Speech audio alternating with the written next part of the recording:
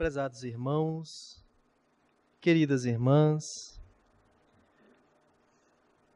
os nossos ouvintes da Rádio Ismael e os que nos acompanham pelas demais redes sociais, aqui a nossa casa já consegue chegar. Boa noite. É uma grata satisfação retornar a esta tribuna, ambiente mediúnico pelo qual temos profundo respeito e apreciação, e desta em especial que estávamos distante, mas que hoje retornamos com muita alegria. O tema que nos fora proposto é um dos temas emblemáticos do Evangelho de Jesus. Haverá falsos cristos e falsos profetas, é uma orientação das mais profundas que o Mestre nos deixou.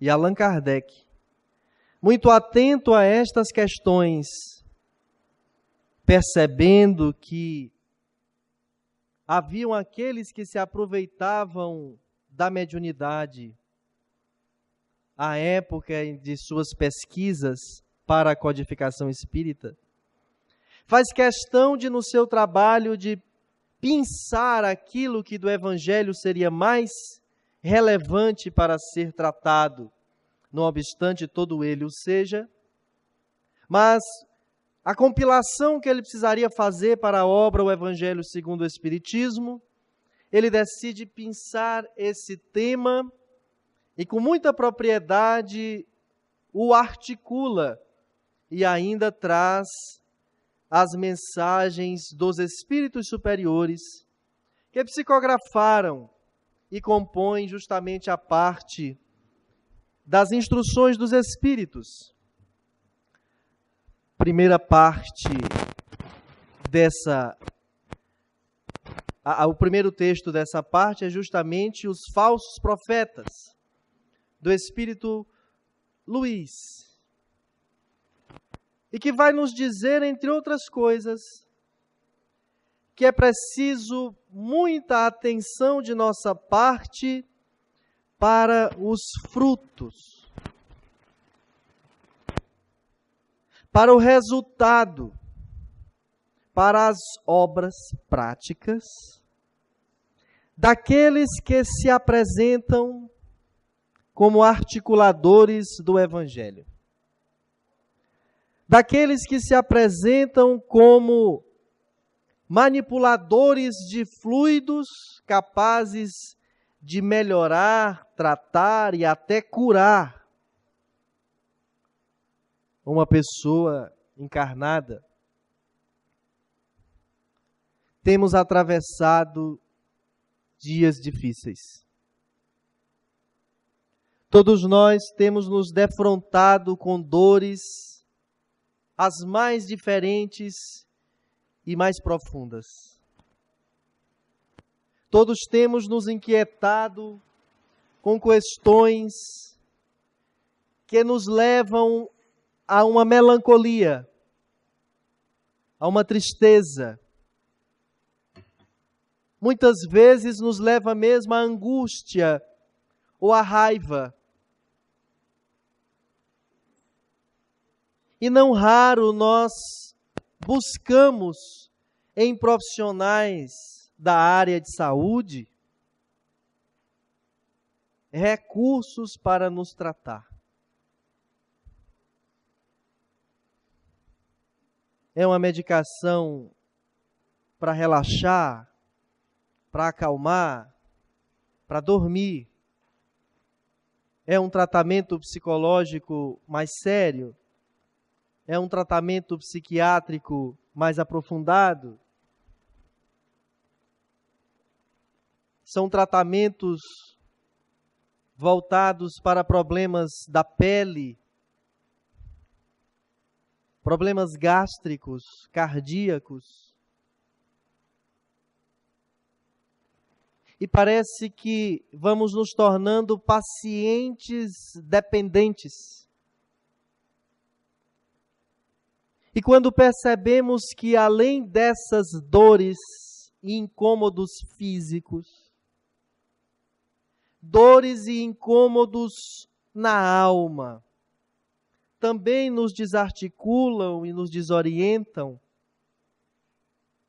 resolvemos apelar para a espiritualização. Ouvir a pregação do pastor, assistir à missa, ir a uma palestra espírita. Recebemos a visita dos mormons e os ouvimos com atenção. Percebemos as diferentes práticas exteriores das inúmeras escolas protestantes e evangélicas. Com algumas nos afinizamos, com outras não. Mas o fato é que a gente fica como que procurando algo que nos traga um consolo, algo que nos traga uma informação relevante, algo que nos diga o porquê das coisas.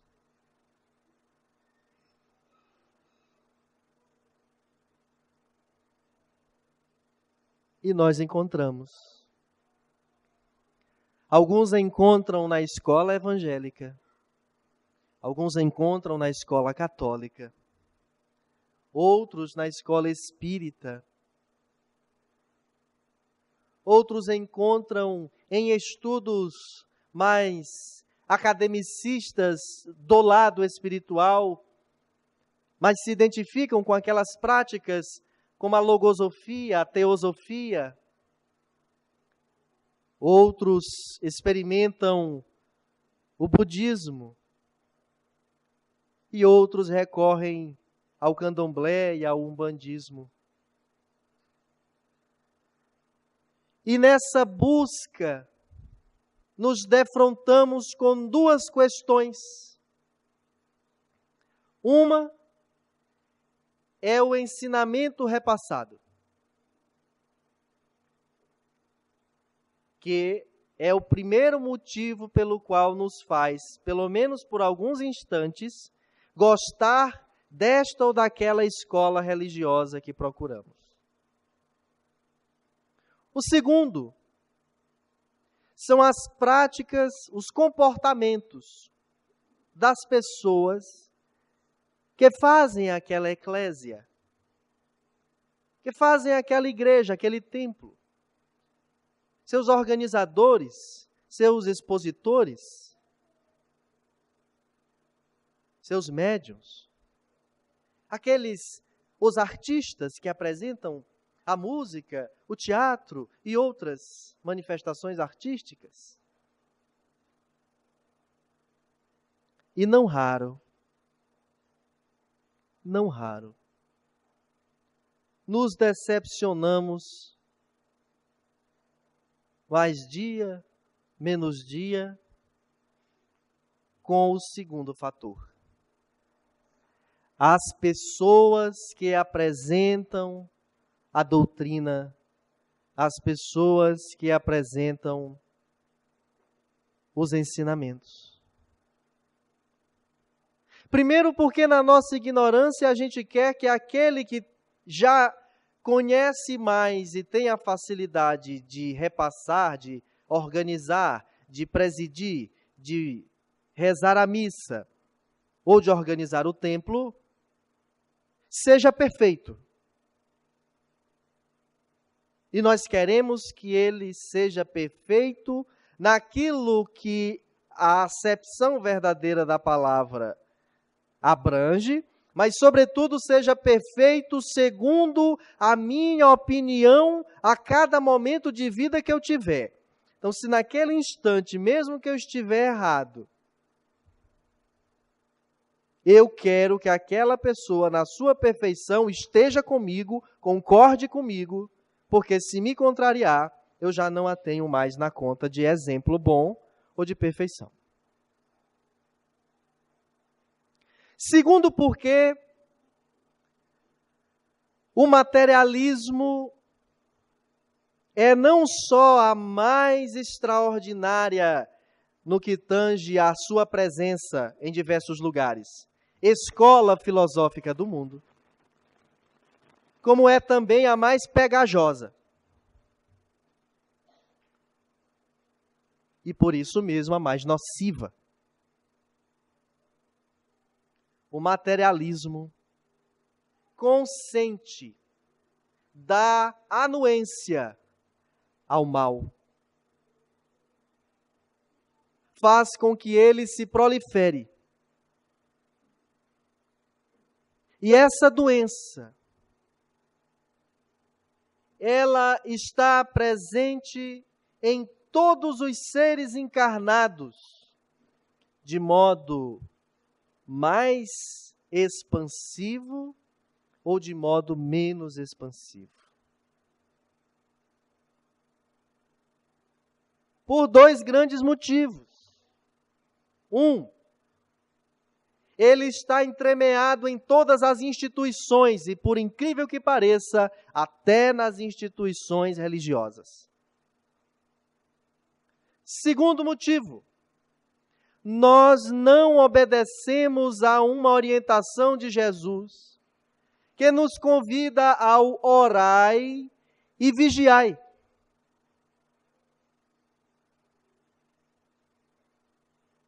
Não atendemos àquele convite amoroso de Agostinho em O Livro dos Espíritos, de avaliarmos o nosso dia todos os dias e mensurarmos o que de bom eu fiz, o que de mal eu fiz, o que de bom eu deixei de fazer, o que de mal eu deixei de fazer, perguntando à minha consciência se eu gostaria de receber aquilo que dei, se eu gostaria de ser tratado como tratei,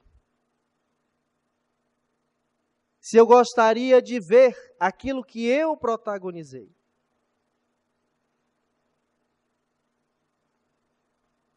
Porque à medida que nós vamos enxergando o materialismo dentro de nós e vamos trabalhando por erradicá-lo, fazendo com que ele tenha o seu papel, ou seja, a orientação paulina de estar no mundo sem ser do mundo, a matéria vai ganhando o seu papel de destaque. E aquela propaganda dos anos 90, da tesourinha do Mickey, eu tenho, você não tem, eu tenho, você não tem. Aquela propaganda do batom, compre batom, seu filho merece batom. Minha mãe, em especial, nunca assistiu essa propaganda. Se assistiu, nunca se sensibilizou com ela. Nem o filho e nem a filha, que era mais merecida, ganhou batom por causa dessa propaganda. Mas há aqueles que ficam profundamente emocionados com o marketing. Há aqueles que se sentem profundamente abalados pelo marketing de qualquer coisa, a ponto de, se não ter, sofrer. Se sentir angustiado, diminuído, menor. Todos podem ter, menos eu. Que injustiça dizer uma frase dessa. Quando tantos não têm, é nada. O materialismo nos venda os olhos. O materialismo nos tapa os ouvidos. O materialismo nos seduz. E faz com que nós subamos a uma tribuna como esta. E convidemos as pessoas a fazerem a caridade, sem conseguirmos fazer. O grande convite desse texto é ler para aprender. Aprender para se melhorar. Se melhorar para ser exemplo. Não é para ser exemplo para querer mostrar-se a ninguém. É ser exemplo porque este é o único caminho. Todos aqueles que optarmos pelo bom caminho, o caminho da humildade, da simplicidade, da verdade e do perdão, seremos sempre pessoas destacadas, independente da roupa que trajemos, independente do calçado que utilizemos, do transporte com o qual nos locomovamos. A nossa simplicidade não estará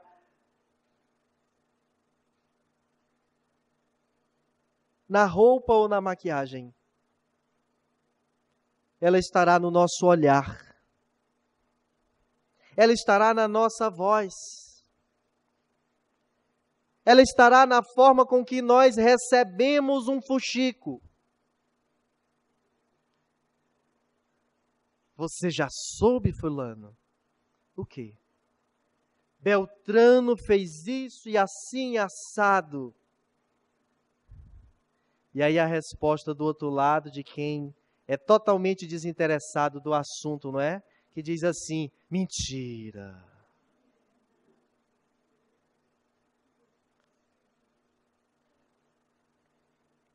Ou, foi mesmo? É um desgraçado. Diria minha avó. É um infeliz.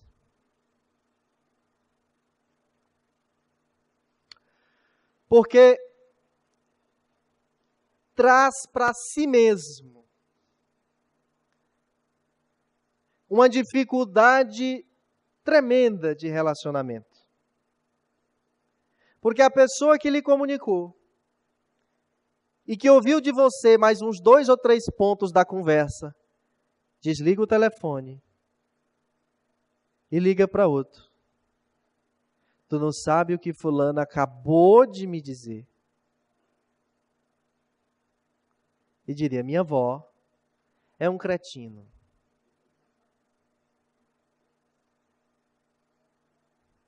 O materialismo nos ensandece. O materialismo não é eu querer possuir a calça de marca X. Materialismo não se resume a eu querer possuir o carro do ano.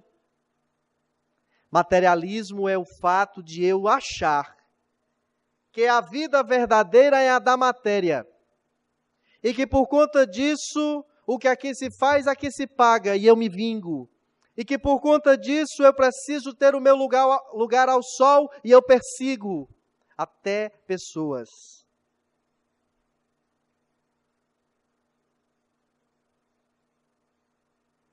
O materialismo nos aponta caminhos. Acredito que praticamente todos presentes a esse auditório já estiveram num aeroporto. Ou já foram a uma grande livraria nas capitais. Veja quais são os livros que estão mais à mostra e em maior quantidade. Livros que falam de sucesso. Livros que trazem receitas de como vender mais e faturar mais, de como sair da crise, a história de vida de um homem rico.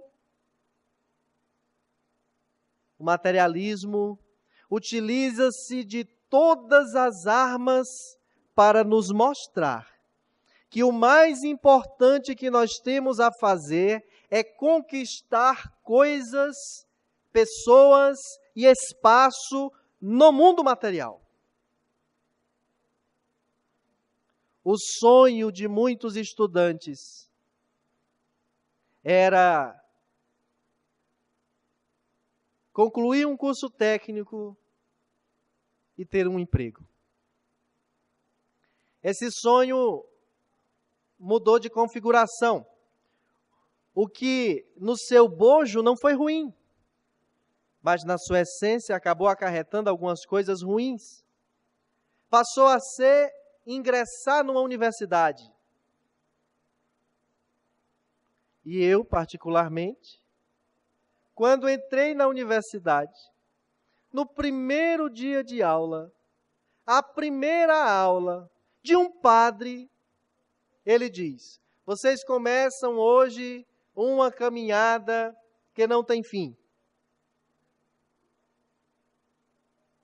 Vocês começam hoje a caminhada no primeiro degrau da carreira acadêmica, porque hoje em dia quem tem só uma graduação não vale mais nada. Eu digo, mas que coisa! Eu lutei para chegar na universidade e a primeira informação que eu tenho é que você chegou, mas você não sai mais dela, se você quiser ser alguma coisa. Tenha a graduação, tenha uma especialização, curse um mestrado, faça um doutorado e um pós-doutorado.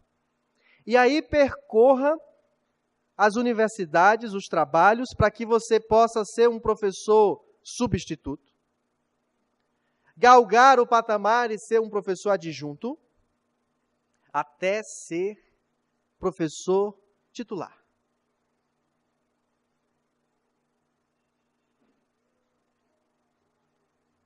Nesse meio, nessa coisa, temos que trabalhar de todos os modos para poder comprar a apostila, ir ao congresso, ao curso de não sei o quê.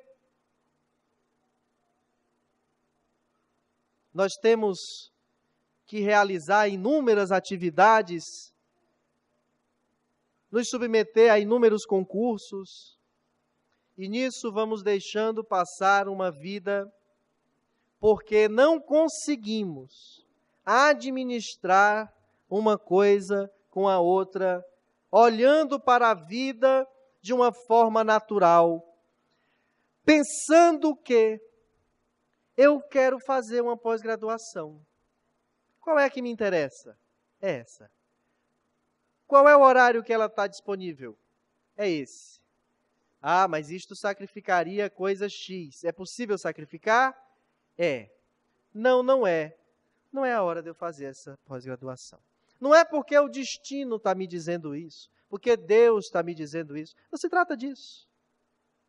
Se trata de que eu não tenho porquê atropelar etapas importantes da minha vida em detrimento de outra que não vai conseguir suprir a quebra, a falta, o vazio que o abandono daquelas outras pode me trazer.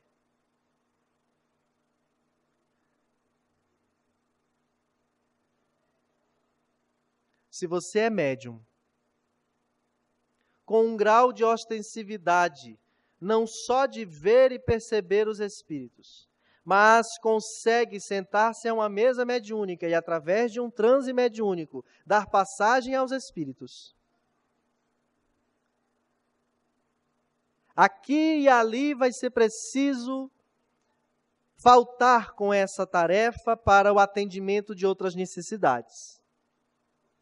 O adoecimento físico, o adoecimento de um filho, necessidades de trabalho pontuais.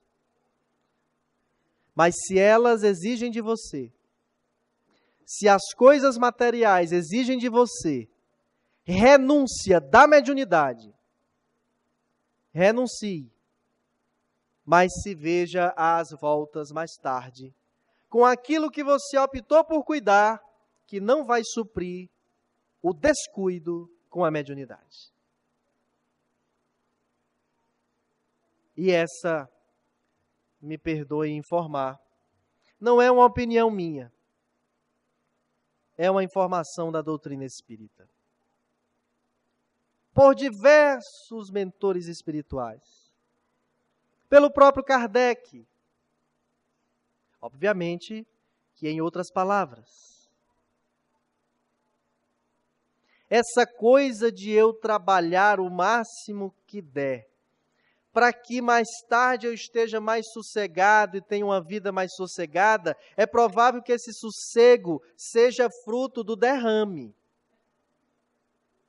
É provável que esse sossego seja fruto do AVC, do câncer, que ele vai te obrigar a ter que ficar quieto, parado e com fraldas BIP, as fraldas da caridade, feitas no Caridade e Fé.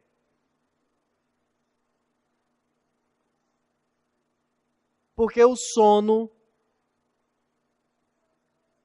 ele é um templo sagrado. O alimentar-se, ele é uma necessidade.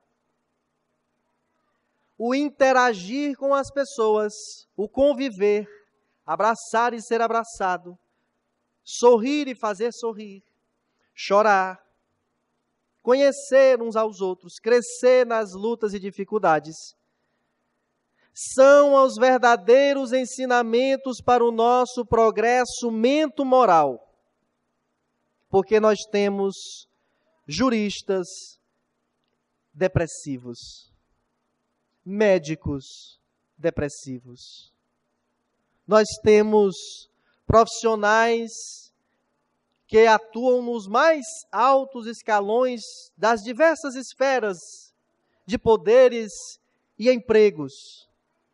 E o dinheiro que percebem, a boa vida material que possuem, não lhes é suficiente para garantir sanidade, serenidade, saúde do próprio corpo. Porque não é só de pão que vive o homem, logo, não é só das coisas materiais. Se existem coisas espirituais que precisamos tratar, elas têm o seu espaço e precisam da devida atenção. Se é na fase da infância, onde nossos investimentos devem ser mais altos para preparar um indivíduo para a vida, não podemos fechar os olhos para isto e acreditar que somente na adolescência ou na fase adulta é que deveremos nos importar com um ou outro ato equivocado que aquele indivíduo pratique, para que a gente vá corrigir. Assim sendo, a nossa vida é a do espírito. O corpo é a existência. Não somos corpos que possuímos espíritos. Somos espíritos que habitamos corpos, e mais de um, em diferentes encarnações. E olhem que coisa extraordinária. Samuel, você vai me perdoar, mas o ruim de entender essa sua visão da questão da reencarnação é que isso não está presente em outras obras. Ué? Depois que se conclui um curso de graduação em medicina, aquele profissional tem que fazer uma residência. Ele vai se especializar em alguma coisa. Depois que se conclui o bacharelado em direito, ele só vai advogar se ele tiver o seu registro na OAB e vai precisar se especializar em 1, 2 ramos do direito para que ele possa fazer com qualidade. Por que você acha que essas escolas, que têm o dever de cuidar da parte material das coisas, vai abrigar no seu currículo, com toda a profundidade necessária, aquilo que coube à doutrina espírita, por Deus e por Jesus, vir revelar aos homens? Então o convite é para que estudemos a doutrina espírita. Sem nenhuma intenção proselitista de me tornar um seguidor, um espírita, mas por um dever moral de compreender as coisas da vida E em dado instante, não sermos aqueles que alegaremos desconhecimento das coisas. Pelo fato de podermos fazer conjecturas e análises novas. Olha, eu acredito em Deus. Eu acho que existe Deus. E acho que Deus criou tudo. Ah, que coisa boa. E você acredita na reencarnação? Não, a reencarnação ela é meia ilógica para mim. Muito bem. E você me permite lhe fazer a seguinte indagação? Deus faz lógica para você? Ah, faz. Então me responda uma outra. O que faz Deus tão bom, tão justo, tão soberano? Criar uns com mais e outros com menos. Porque o indivíduo que nasce, na visão materialista, ele não tem culpa do meio que ele nasceu. Ele está sendo gerado agora. Ele está sendo feito agora. Que culpa ele tem daquele pai marginal, daquela mãe prostituta? Que vão jogá-lo numa caixa de lixo. E eu estou dando um exemplo, citando 2 tipos de perfis sociais, sem nenhum preconceito, muito menos querendo dizer que só eles fazem isto. Ricos também o fazem, pessoas engravatadas agem de forma parecida. Mas que culpa tenho eu de nascer filho de um corrupto? Vamos usar esse exemplo que ele está mais em moda agora, no que tange à divulgação, porque sempre esteve presente. A corrupção, ela é um cartão de visita da criatura humana desde muito tempo.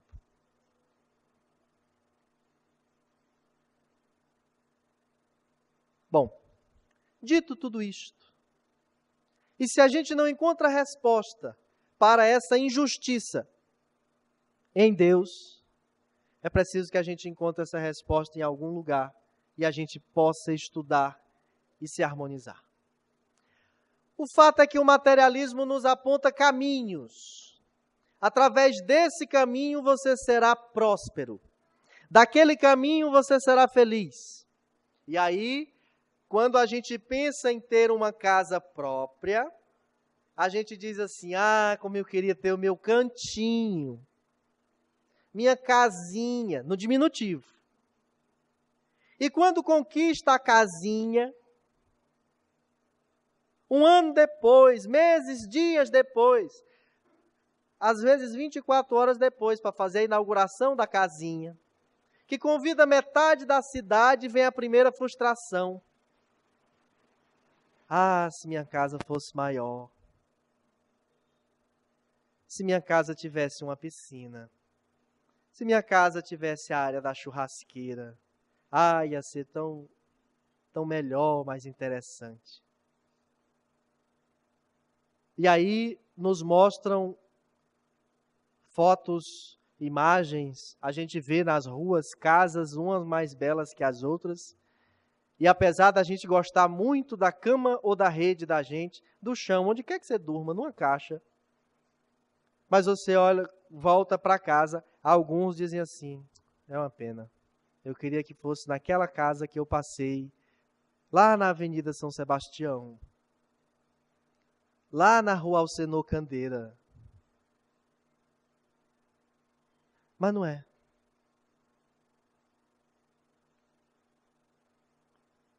E eu que devia me conformar e agradecer e me programar para expandi-la, para fazer algo, não para mostrar aos outros, mas que vá produzir algum bem. Me deprimo, me irrito, me chateio, me frustro com aquilo que eu possuo. O materialismo é o mais falso profeta que existe. Ele diz que tem o caminho. Ele diz que possui a verdade a cada novo livro, a cada filósofo que vira meme, fenômeno no YouTube, nos dizendo que o caminho é esse. que a verdade é esta, e que isso é a vida. E eu quero aproveitar esta ocasião, que não sei se repetirá na minha vida, para dizer a todos nós que existe uma fórmula, um antídoto contra essas inverdades, essas falsas profecias do materialismo, que nos diz que o caminho é a carreira acadêmica apenas, ou a carreira do profissional de vendas apenas, que nos diz que a verdade é que aproveite bem a vida porque ela é muito curta. O antídoto contra a mentira do materialismo que diz que viver bem a vida é estar naquele carro novo, porque ele anda mais rápido, embora as ruas estejam cheias de sinalizações mandando a gente andar mais devagar. Que viver a vida é viajar para lugar tal, embora quem more lá naquele lugar não quisesse mais viver lá. Que viver a vida é comer a coisa X e Y, embora as pesquisas mostrem e apontem que elas adoecem quando ingeridas em demasia e diminuem a expectativa de vida das pessoas. Que curtir o verão é tomar aquela cerveja gelada, a ponto da pessoa olhar para o sol e dizer: este sol está pedindo uma cerveja. E eu nunca vi o sol bebendo cerveja, mas nós dizemos. O antídoto esteve na contagem humana que nós aceitamos nos dias de hoje. Há 2017 anos entre nós, e se autoproclamou: eu sou o caminho, a verdade e a vida. E sentenciou: ninguém irá ao Pai senão por mim. Não importa que a gente aceite e opte o materialismo agora. Não importa que a gente haja com desdita para as coisas sagradas da espiritualidade e para os profundos ensinamentos de Jesus. Não importa que nós desconheçamos Deus e o neguemos. Não importa nada disso. O que importa é que Deus é. E o caminho para Ele é Jesus. Em um outro planeta, talvez um outro Cristo, que lá era chamado de outro nome. O daqui, Jesus, que há mais de 4,5 bilhões de anos já era Cristo. Que pensou e projetou todo este orbe que a gente habita hoje. E que às vezes, por pura indiferença, como diz Joana de Ângeles, nós achamos que este orbe inteiro, talvez nós achemos que o próprio universo se resuma à casa que a gente mora, à rua que a gente habita e a toda a população do globo são só as pessoas que a gente conhece. Até as que a gente não conhece, a gente é indiferente e esquece que nesse momento, em que estamos bem, alegres, em que comemos, alguém naquele instante não está bem, não está alegre, não está comendo. E por mais que não possamos fazer nada naquele instante, porque não sabemos nem onde está aquele alguém que está passando por aquilo, ao menos já não somos mais indiferentes e sabemos que eles existem e que em algum momento nós teremos responsabilidade sobre eles. Meus irmãos, o Evangelho nos faz um convite. Vinde a mim, todos vós que sofreis e estáis fatigados, e eu vos aliviarei.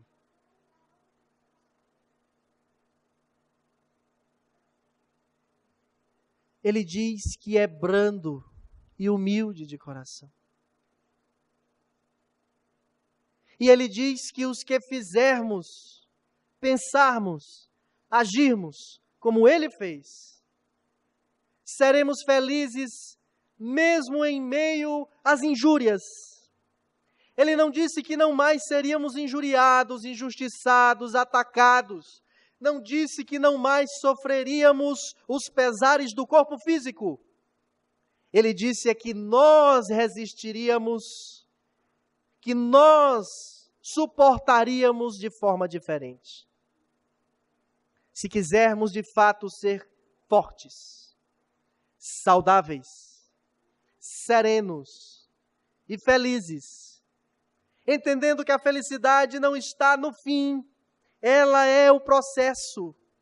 Eu ter o que fazer, eu ter com o que me preocupar, eu ter do que cuidar, é o que deve regozijar-me, deixar-me feliz, porque tenho utilidade, porque estou colaborando para as coisas do mundo, através da profissão que exerço, onde eu posso promover o saber, aliviar a dor, indicar o local seguro, transportar de um lugar para outro, garantir a segurança do prédio, da vida, de quem lá habita, salvar, impedir a prática fortuita do mal de alguém que está desequilibrado e precisa ser recolhido. O grande convite é para que nós estejamos atentos à informação de Jesus, mas é também para que nós sejamos aquilo que cremos, para que nós pratiquemos aquilo que nós elogiamos, e para que nós sejamos caridade, na proposta trinária da benevolência, da indulgência e do perdão, para chegarmos ao ideal sublime de amor. O amor, diria a poetisa de nossa casa, é a essência da vida. Com o amor somos fortes e sadios. Só o amor faz crescer e florescer. Foi para amar que nós viemos para cá. Mas, para amar, temos que nos preparar e afastar a maldade e o egoísmo, que é contra este princípio salutar e que nos traz alegria e bem-estar. Boa noite, muita paz a todos.